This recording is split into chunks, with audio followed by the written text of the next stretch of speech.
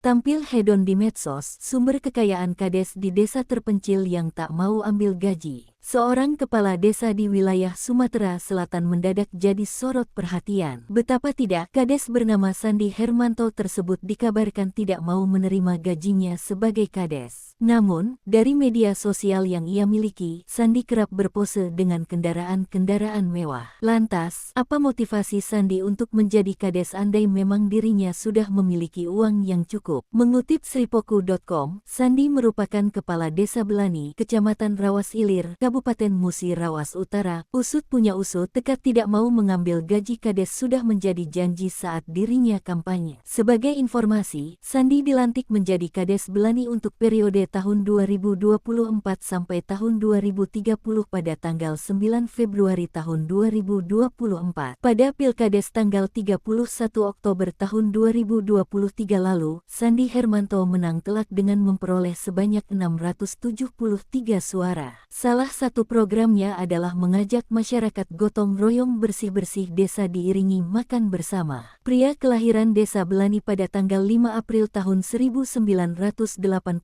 ini diketahui merupakan sosok pengusaha muda sukses di berbagai bidang. Gajinya selama menjabat jadi kades akan disumbangkan untuk kegiatan keagamaan dan sosial di desa Belani. Melihat aktivitas Sandi lewat akun Facebook bernama Sandi Belani, ia terlihat memasang cover akunnya dengan foto duduk di atas Jeep Rubicon. Selain itu, ia juga kerap membagikan momen sedang jalan-jalan, salah satunya selfie di atas kapal dengan latar pemandangan laut. Melihat bio di Facebooknya itu, tertulis status dirinya sebagai direktur, akan tetapi tidak disebutkan nama perusahaannya. Pada salah satu unggahannya, Sandi terlihat naik di salah satu mobil yang bukan Rubicon. Sementara di bagian belakangnya, berjejer sejumlah mobil mewah yang belum diketahui miliknya atau bukan. Ketika dirinya sudah dilantik menjadi kades, Sandi sudah jarang memposting unggahan dengan kendaraan-kendaraan mewah.